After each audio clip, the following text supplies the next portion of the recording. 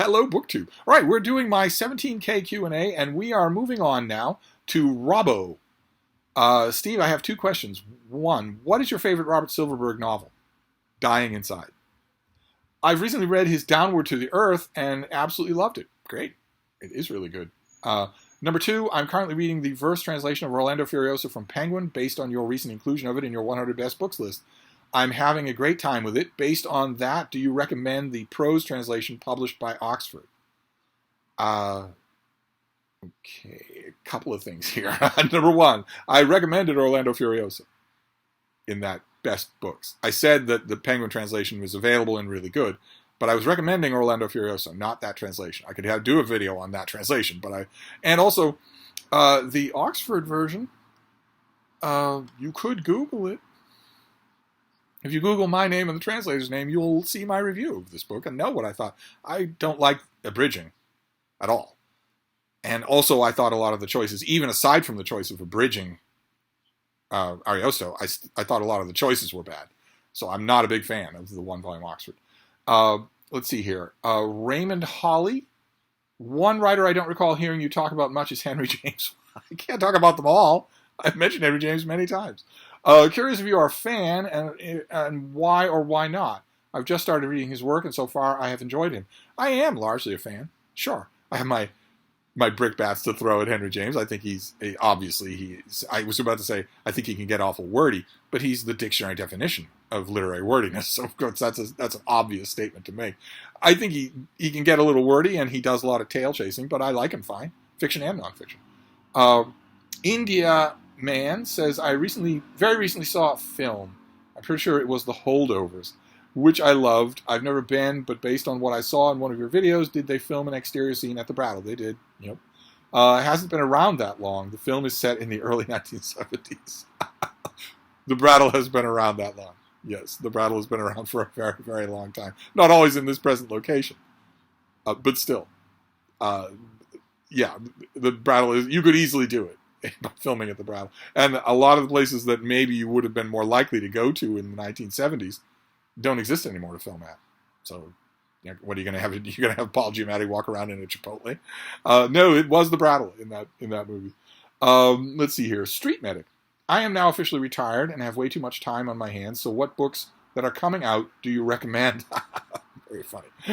Genre doesn't matter. Thanks and congratulations. Oh, you're serious? Okay. First of all, obviously, I'm going to need a lot more information to make a recommendation than that. Obviously, I am. Not only because recommendations are very, very important to me, but also because in my entire life, I have known the sentence, genre doesn't matter, to be true, maybe twice. In all that time. And that's going all the way back to 485 BC. In all that time. Almost every single person who said genre doesn't matter has not been telling the truth. Not maybe consciously lying, but whole gigantic continents of reading where it do me no good to recommend a book at all. So we need to do a lot of question asking, a lot of narrowing down here, even with forthcoming books. In forthcoming books, there are almost none that fit the very sparsely populated category of books that are kind of universal recommendations. Almost none of them. But you shouldn't be, I take book recommending very, very seriously. And I unconditionally guarantee, I would give you a Boston cream pie if I were wrong. I unconditionally guarantee that despite the fact that you say genres don't matter, the first 10 books I would recommend to you, you would instantly say, no, I'm not interested. No, I'm not interested. First 10 in a row. I guarantee that would happen, which means genre does matter. So I need a lot more information to recommend a forthcoming book. Kevin O'Connell says, congrats on 17,000. You deserve 17 more. 17 more, maybe, but no more than that. You mentioned before you aren't interested in video games. Have you explored expanded universe literature for video games? Not really, no. A little bit for Skyrim, only because I admire Arm Twisted, but otherwise, no. Andrew Russell says, hi, Steve. Do you think Paul Auster's recent passing? He died. He didn't pass. He didn't pass gas. He didn't pass go. He died. Will condemn his work to obscurity a la John Updike. Certainly will. Yeah. He'll disappear. 5 years at the absolute most. Only the New York trilogy will still be in print. And I would be willing to bet that 2 years after that, nothing will be in print. Uh, Frez says, you've mentioned before how sub-vocalizing slows down reading. Have you got any tips for how to minimize that for someone who's got a constant internal monologue while reading? It's just practice. It takes practice. You had to learn to sub-vocalize. You were inculcated with it as a child. Everyone is taught how to read by reading out loud.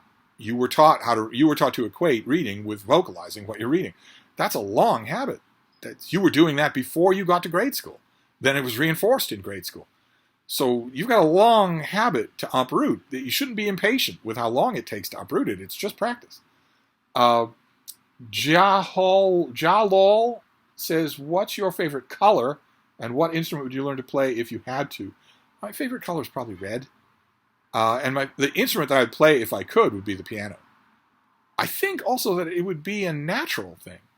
I think that it might not be as big a jump as I might otherwise think. Because it's the interface between your fingertips and your mind. It's got to be close to touch typing. On some way, it's got to be close to touch typing. Maybe I'm completely wrong about that. maybe I'm completely wrong about that. The classic moment in Rooster Cogburn where Shanghai McCoy as John Wayne's character, do you know how to handle a raft? And he says, I know how to handle a horse. It can't be very different. Maybe I'm completely wrong about that, but I would like to think not. Let's see here. MNNWER. I am Swedish, but I've never really looked into Swedish literature. How'd you get through school? Do they teach the Swedish authors in school? So my question is, if there are any good Swedish authors you would recommend? Also, a little follow-up question. Do you like Pushkin? I love Pushkin. Nice save. But Swedish literature, I've read only the biggies. I've read only the names that everybody's read. Per Lagerkvist. People like that. I've read only them. Strindberg. Even The Girl with the Dragon Tattoo. I've read those Swedish authors. I haven't gone deeply into your country's literature. But what is recommended in your country? What's in your bookstores? Ryan Lisbon says, congrats, Steve. Can you relay an entertaining anecdote from working at Barnes & Noble? Were you strictly at the information desk? I don't see you making lattes. No, I was strictly at the information desk until we moved. I worked forever and ever at the old Barnes & Noble in Downtown Crossing in Boston. An old building, rickety, falling apart. When I worked there, we had wooden freight elevators that often stopped for sometimes hours at a time. We had exposed asbestos. We had leak stains and sagging floors. And one window at the front of the first floor, so there was no natural light anywhere else. An old, creaky, groaning building that we moved into and got a deal and stayed for a while. And when we moved on from there, that building eventually, the landlord, our lease came up and the landlord said, well, you can renew your lease, but I'm quintupling the rent. For a rat trap that almost didn't ever work. Barnes & Noble, the company, went to him and said, okay, are you having an ischemic episode right now? Are you having a stroke right now? That's insane. You will never find a renter, not just us. You'll never find any renter for this property, for this neighborhood, for that money. And he was insistent, so Barnes & Noble moved out. He has never found a renter. That property is still empty. But all this time later, that property is still empty. But we moved to a glass and steel mall on the other side of town, the Prudential Tower. And there was an info desk, but there was nothing for me to do there. There wasn't the bookish crowd anymore. There wasn't the bookish traffic from the business district or the schools. There wasn't anything like that. It was all Chinese tourists who would never buy a book, weren't interested. They maybe would go to the cafe, but they weren't interested in books. And I wanted to be doing something. I wanted to be talking to customers. So there I moved to the registers. I didn't move to the cafe, but I moved to the registers. But even there, I did a lot of time at the information desk, and I had some fun exchanges with customers. At the old store, I had plenty of them, all the time. One person called and said that she would like to confirm her 3 o'clock appointment. I said, well, ma'am, we don't make appointments. You're free to come by and talk books with me anytime you want. And she said, well, no, Charles has a 3 o'clock appointment. If you just check, you'll see. And I want to confirm that it's true. I said, well, there's nothing for me to check. We don't take appointments.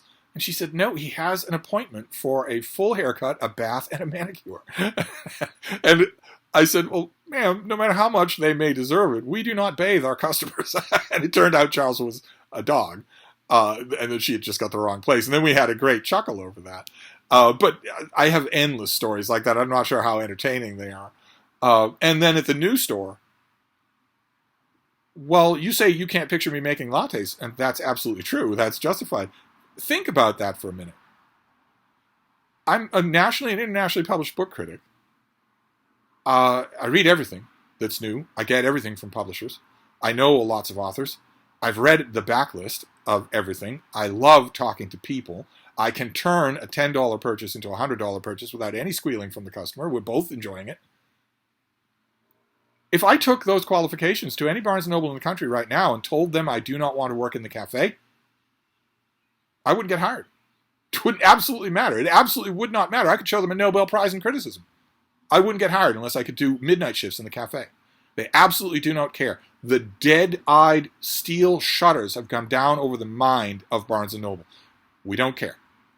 What's that you say? You took this application. I'm kind of impressed with some of it, but you left the cafe availability blank. What's your cafe availability? If I were to say to that person, it's not that I'm not available, it's that I don't want to work in food service. I don't want to work in the cafe. Not only would I not be hired, I'd probably be given an extempore lecture. So I couldn't get hired at a Barnes & Noble now because you can't picture me making lattes. That's pretty jarring. To me, that's pretty jarring. But anyway, Sean Stevens says, who's your favorite Doctor Who? Are you yourself a Time Lord? And if so, what regeneration is this for you? Every year when I disappear from the airwaves, the Whovians come out in force to say that I am, in fact, regenerating. And one wag a couple of years ago noticed all those comments and said, well, it can't be regeneration because he comes back with the same jokes. But my favorite Doctor for a long time, forever and ever, was Tom Baker, the fourth Doctor. And that, I believe, has shifted. I think Peter Capaldi is my favorite Doctor. I honestly do. I think he is my favorite now. Let's see here. Squid Guy Expert. Will we ever get an Eastern Canon starter kit video? I doubt it very much. I don't know it well enough. India Man says, what is your favorite novel by Tom Wolfe and why? Favorite by Richard Price and why? Favorite by Tom Wolfe would probably be A Man in Full. Probably it would be. I think it's his biggest and most ambitious work that's completely under his own control. And Richard Price, I don't really know. I need to revisit a lot of Richard Price. Probably something very predictable, but I need to go back to Richard Price. Probably it would be, I don't know. No, I don't even want to single one out. I'll have to just go back to them. Just a random person on YouTube says, are there any critics/reviewers you like reading even though their opinions on books often differ from yours? Quite a few. Christian Lorenzen probably comes to mind. Christian is brilliant. He is an absolutely brilliant critic. He's not just books. You can turn him loose on almost anything. And he and I, to put it mildly, do not agree on a lot. He's a book snob. Unrepentant. Self-described book snob. So he holds 99% of the readers in the world in openly expressed contempt. And I don't. So we don't agree on much, but I love reading him. He is just a fantastic critic. Leo Percara says, hello, Steve. When you watch a movie, do you look for symbolism, intention, pacing, etc., or do you just enjoy it and turn it off and move on? I don't look for symbolism, if I can help it. And I don't care about the director's intention. But the elements of movie making, pacing, dialogue, cinematography, sure, I look for all those things, definitely. Also, who are your favorite movie critics, living or dead? Well, dead, it would be Pauline Kael. I know that's a stereotypical answer, but she's great for a reason. And living, well, I don't want to draw a spotlight on him that he doesn't want drawn on him, but the greatest movie critic that I've ever read doesn't review movies anymore. Doesn't write at all anymore for an audience that I know of at all. I was briefly able to draw him out of seclusion to write a little bit more than he did originally, but otherwise, no. It's just the way it goes. There is a name that comes to mind. I'd be lying if I called anyone else my favorite, but I don't necessarily want, I don't think he wants the spotlight. It's the way it goes. Let's see here. And you have another question. If we can separate the art from the artist, what do you think of Andrew Claflin's books? This is not a gotcha question, believe it or not. I think his books are pretty good. I've read a lot of them, probably over a dozen. Andrew Klavan books. And I think they're pretty good. Good and solid. All of the ones that I've read by him that I think are pretty solid were written before his conversion. And here I'm not talking about his much ballyhooed conversion to Christianity. I believe that his conversion to Christianity was simply cover for his conversion to Trumpism, to the culture wars. Regardless of what he thinks of its avatar, of Trump himself, whatever he thinks of the orange avatar, there is a culture war. There are two sides in the culture war. And then there's all of us in the middle that are just normal people who are not bigots about anything, who are not ideologues about anything. Then there's an extreme left in the culture war, and there's an extreme right in the culture war. The extreme left is categorized by censorship, thought policing, gang actions, mobbing. And the extreme right is characterized by pugilistic performative cruelty to anyone who doesn't look like you. And Andrew Klavan has continued to write books. So has his son. He's continued to write books since his conversion. I'm going to call it his conversion. When I say his conversion, I'm not talking about a religious conversion. Because this is a whole other can of worms. But that extreme right on the culture war are all revanchist Christian, and none of them mean it. They're all actually atheists. They're just using that. They have a golf club bag full of clubs, and that's one of their clubs, is an old-fashioned, give me that old-time religion. They don't mean it. They don't mean it at all. But before his conversion, whatever we want to call that conversion, his mystery novels, his mystery novels are quite good. Anyway, Shelbin asks, how many languages do you speak/read? It's just a handful, the usual handful of romantic languages and a couple of useful dead ones. If I could learn a language just to read a book in its original text, which book would you recommend? Oh my. Well, probably it would be Ancient Greek. Ancient Greek is a nightmare. It's an absolute nightmare. It's a beautiful nightmare. It's a gorgeous nightmare. It's like if a symphony orchestra played get a football stadium together, bring in as many symphony orchestras as will fit, 5 or 6 symphony orchestras, have them all start playing different works at the same time. That's kind of what Ancient Greek is like. There's no real way to bring it over into English, not completely. There are really good English language translators, but in that gap between the original and the translated version, if you want to cover that gap, and I'm thinking, what are you most missing? That would be it. Homer would be it. Let's see here. Vice English says, number 1, what are your thoughts on Charles Bukowski, his poetry, his novels, him as a cultural phenomenon? He stinks. Number 2, do you take a multivitamin or any other dietary supplement like B12, for instance? What's in Mega Stuff Oreos? Is there anything in Mega Stuff Oreos that'll help me out here? No? I don't take any pills. No. But I have a lot of Mega Stuff Oreos. Does that help me at all? No, I don't know. James Holder. How are your year-end lists coming along? Yes, indeed. Yes, indeed. We are almost at June. And in June, I start to pull together. I start to really... Now, my year-end list, my famous, intergalactically famous year-end list of the best and worst books of that year. Right now, it's a little amorphous. It's kind of everywhere. But June is when it stops being amorphous. By the end of June, I should be able... Every list that I have at the end of the year, the list is 15 or 16 genres, and there are 10 items on every one of those lists. And by the end of June, I should have at least half of those items. Maybe a third, because the publishing industry is freighted a little for the autumn. But there should be books on those lists that aren't going to move. And I need to start that in June. Let's see here. India Man says, what do you think of Sudway's its sequel books? Never heard of it. Razi Fibraman, is Tom Lathrop's translation of Don Quixote as good as Grossman's? No. Thomas Heffron, you have often talked about the novels and writers since World War II that are largely overlooked. Why don't you do a list of the best of these? Well, yeah, a list, not only of the ones that are largely overlooked, but of the good and bad ones. The best ones. A post-war canon. I've been seriously thinking about a post-war canon. The block of time between the end of World War II and the end of the American experience. So that's 1945 to 2025. That's a discrete period. perfect for a list that encompasses that time.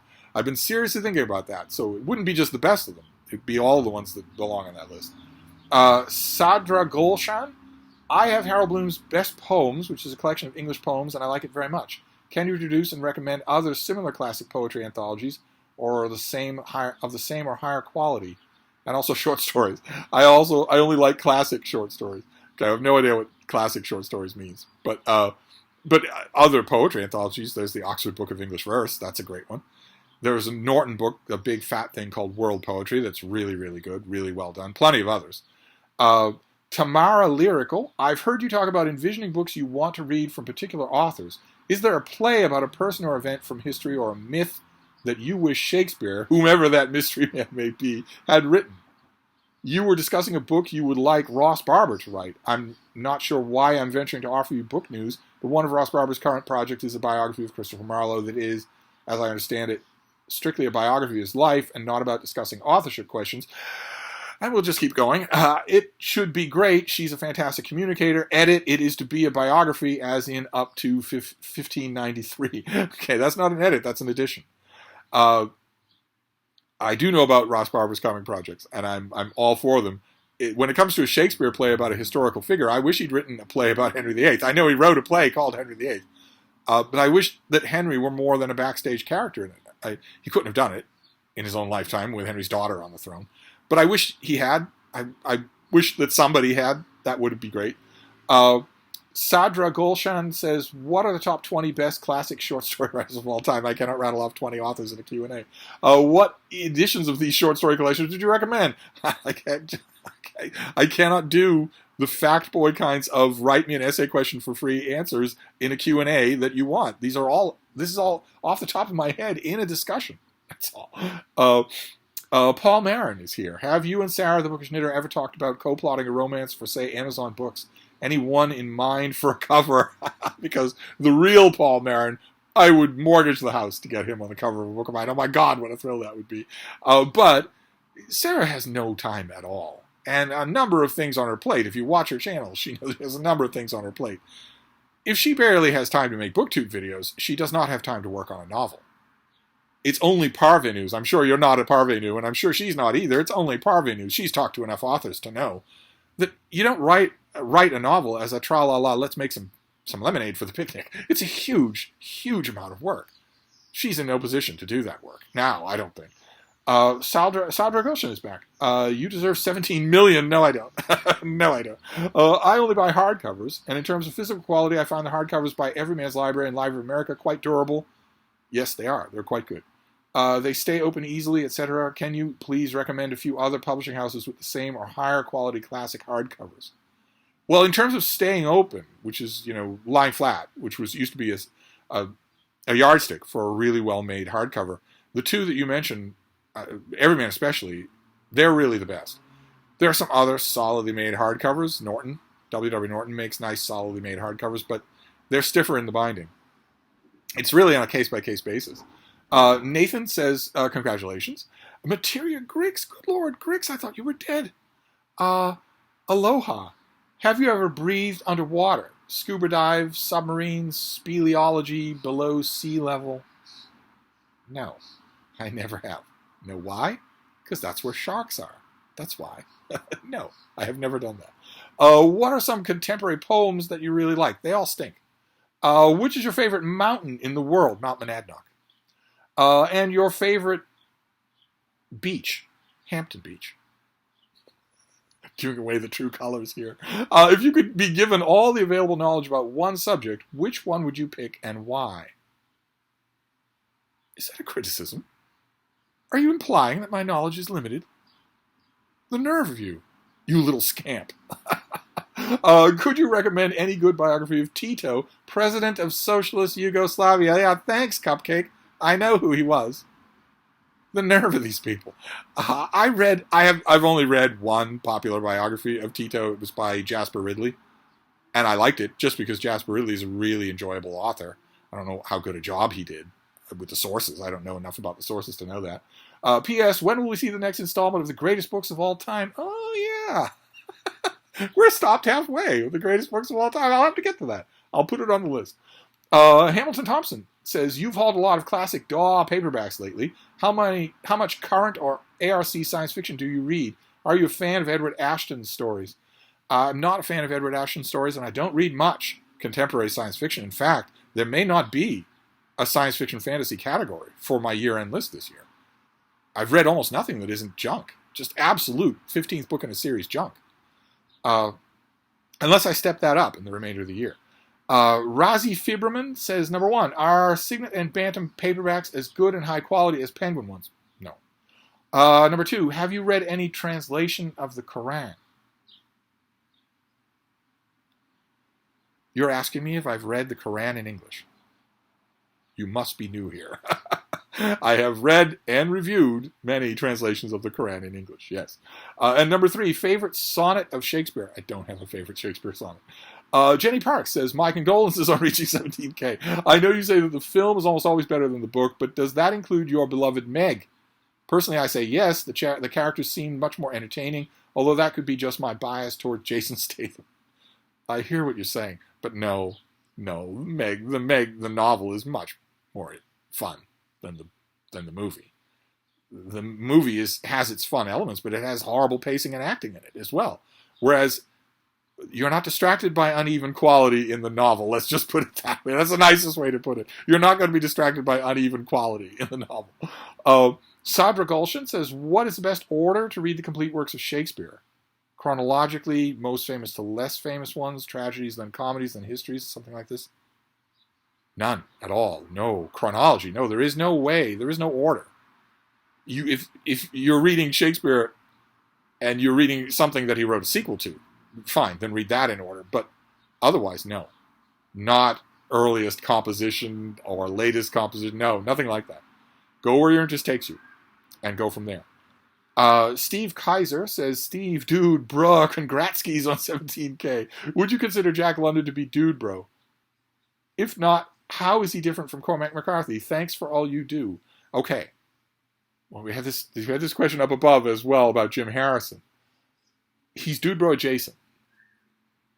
The actual dude bro world, which is mostly toxic, it's mostly horrible, it mostly elevates horrible authors, starts with Old Man and the Sea. That is the urtext of what I'm calling dude bro literature. Anything before that cannot be dude bro.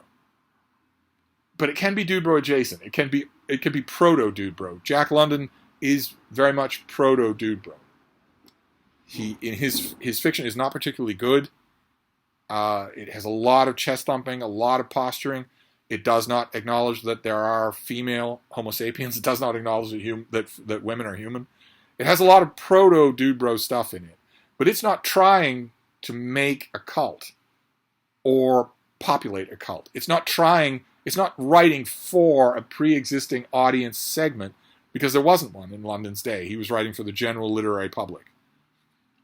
So there's a literary thesis to be written about proto dude bro stuff, whether it's Jack London or Boy's Own Adventure or Edgar Rice Burroughs. There's a thesis to be written, but no, he's not dude bro. And the way he's different from Cormac McCarthy is because he writes good prose. Keki Book says, number 1, what is next on the New Testament / Gospel read-through, the Gospel of St. John or the Acts of the Apostles? I guess it is too much to eventually hear you read and comment on the Revelations. I will not be reading the book of Revelations, no. The next thing will be the Acts of the Apostles. Number 2, I have been enjoying your shelf tours. Recently you held up the first book in Terry Goodkine's Sword of Truth series, The Wizard's First Rule. I really enjoy all the books in that series, and I'm currently on a reread. I am up to book 7, The Pillars of Creation. I find that his books draw either total devotion or absolute disgust, mainly it seems with Goodkind himself. What is that all about? I've deliberately steered away from the haters because I really enjoy the series. As well you should. What difference does it make what the haters say? If you're enjoying the books, that's all that matters. The reason that Terry Goodkind gathers a lot of hatred outside in the gossip of the book chat world is because he was a horrible person. And I wouldn't care, and I would allow him to be horrible. It wouldn't be any skin off my nose. Plenty of people aren't angels, and they write entertaining books. But he was also a Trump supporter, and that I do draw the line at. If you're a Trump supporter and you know what Trump is, that means you want me to be a slave. You want to be a slave yourself, definitely, but you also want me to be one. And anybody who wants me to be a slave can go straight on a skid road to hell. And he does. He doesn't know me personally, and I'm sure that he would say, no, we want freedom for everybody, here in the US of A, USA, USA. But if you're a Trump supporter, you want me to be a slave. You want to be a slave yourself, but you want me to be one too. You don't want anybody not to be. I draw the line there. So the fact that he was a jerk at conventions, that he was a jerk, a lout, a callous bore to everyone in the science fiction world, the fantasy world, that's come see, come saw from me. I don't really care about it, but I'm not a big fan of him. I'm not a big fan of the Sword of Truth series, just in general. Are we losing the light here? What's going on here? I'm not a big fan of the Sword of Truth series. I don't like them as much as you do, but if you're liking them, then don't pay any attention to whether or not he is likable. Not at all. Bass Van Dyke says, what is the funniest book you've ever read?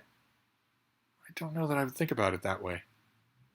Probably, it's a very easy answer, but probably a Jeeves and Wooster book, in terms of chuckling. And in extension, what is the funniest movie you have ever seen? Okay, I'm not sure what the extension is there, but the funniest movie I've ever seen, hands down, is Blazing Saddles. without a shadow of a doubt. Go do that voodoo that you do so well. In just a couple of weeks, I will be watching lots and lots of clips from Blazing Saddles. Dressy Crooner says, who in your mind is the single greatest romantic poet? Shelley. Isn't it Shelley? Don't I have to say Shelley? Razif Ibrahim. I'm interested in literature, and I've been considering doing well, you'd have to be interested in literature to watch this channel. There's precious little else except for the bean. And I'm considering doing a master's degree in it. However, it has come to my attention that literary circles in academia today are overwhelmingly the product of the schools of resentment, to use Harold Bloom's terminology. This sounds insufferable and off-putting to my ears. Should I, though? Two things. One, you absolutely should not pursue an MA if it's going to cost you any money. If you're talking about being in America or maybe the UK, an MA is probably going to cost you a lot of money that you will be a decade or more repaying. Don't do that to yourself. Don't take on that kind of debt. Just because you're interested in literature, you can read literature on your own. That's one thing. Number one is don't take on that debt. Don't do it. And number two, I can only assume when you mention schools of resentment, you are entirely right. Higher academia in the UK and the US is entirely ideologically captured. 100% ideologically captured. So you are going to encounter that, and you're going to be expected to regurgitate it. It's not that you're going to get to Rutgers and they're going to say, well, okay, so you don't believe in Maslow's hierarchy of needs, you don't believe in the progressive stack, you're not willing to absent yourself from school or stand up at the beginning of class and give fake pronouns and say that because you're a man you're a rapist. Well, okay, we'll just let you hang. No, you're going to have to do those things. It's not that you get to go and opt out. You're going to have to do those things. And every piece of work that you generate is going to have to be along those lines. But it's not just that. The fact that you would ask me about schools of resentment leads me to believe that you are not on the progressive stack yourself. Which means that this might all be a moot point because you won't be accepted. Your application won't be accepted. Where are you on the progressive stack? Where are you in terms of box ticking? Do you have any boxes that you tick? I don't know if your handle here is just a handle or if it's a reflection of your real name. If it's a reflection of your real name, then it might be that you have some sort of foreign extraction. Maybe you're not born in the United States. That gives you a little toehold on the progressive stack. But it doesn't get you very far. Are you what people who are not refer to as queer? You pretty much have to be that. You're a man. That's really bad. You should assess whether or not it's even a viable opportunity, is what I'm saying. If you are not on the progressive stack, a college is not going to accept you anyway. Unless it's a state college. They take almost everybody. And a state college might be a good idea because they might not be cripplingly expensive. It all depends on your options. If you can get an MA and you're really interested in the class structure, I guess, provided it's not eye-wateringly expensive and you can find a place that will take you. Let's see here. Captain 8291 says, you've mentioned that the Boston bomber will have access to all the books he wants for the rest of his life. Well, we'll see. I mean, it's only been 10 years. He's appeal after appeal after appeal. He's been sentenced to death, but he'll never be executed. Some folks argue that the state shouldn't have the ability to kill its citizens. Do you disagree? Yes, I disagree with that. Yes. In this case, or maybe you're asking just in general. In this case, the next guard that sees him should put 5 rounds in his head. No, hey, I'm going to call your lawyer and ask if it's okay if I put 5 rounds in your head. No, I've got to clock out. No, I'm worried about prosecution. Just kill him. Just kill him. 5 rounds in the head is much better than he deserves. He blew apart a little boy into 2 halves, the top half of which lived for 10 minutes, and left the scene laughing, giggling. 5 rounds in the head is too good for him. But I'm willing to be merciful. I'm willing to be merciful in this case. But the next guard that encounters him should kill him. Certainly the legal system should kill him. Certainly the legal system should. He should be told, we've considered your appeals and you're dying tomorrow morning. So make your peace with Satan. Because that's all the time that you have left to live. And it's well overdue.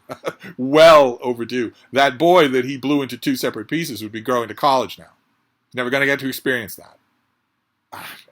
Anyway.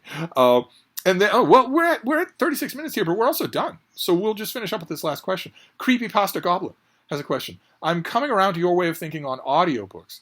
I know you don't listen to them much, but I don't listen to them at all. But what is the most egregious sin you've heard of in terms of production of an audiobook? I've heard all sorts of rumors of people saying that the reader is really bad, and you're, of course, at the mercy of the reader. If you're listening to an audiobook, you're totally at the mercy of the reader.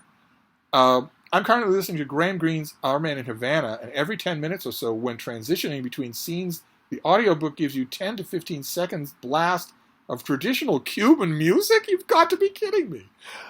Drums, trumpets, singing, the works. It's obnoxious. Oh my God. Is that common? Oh, well, no, I don't do them at all. And this is exactly the reason why, because they're an intermediated experience. Someone is intermediating your experience with this whole thing. And who wants that? Not me. Not me, not at all. I didn't know it got that bad. Anyway, that's it. We ran over on that last bit, but that is all the questions that I copied over here. So that is our 17K Q&A, and I want to thank you all very much for doing this. What enormous fun this was. What enormous fun that you all come up with great questions, even though we've done a million other Q&As. So thank you all for indulging me. I will wrap this up for now, but I'll be back. Thank you, BookTube.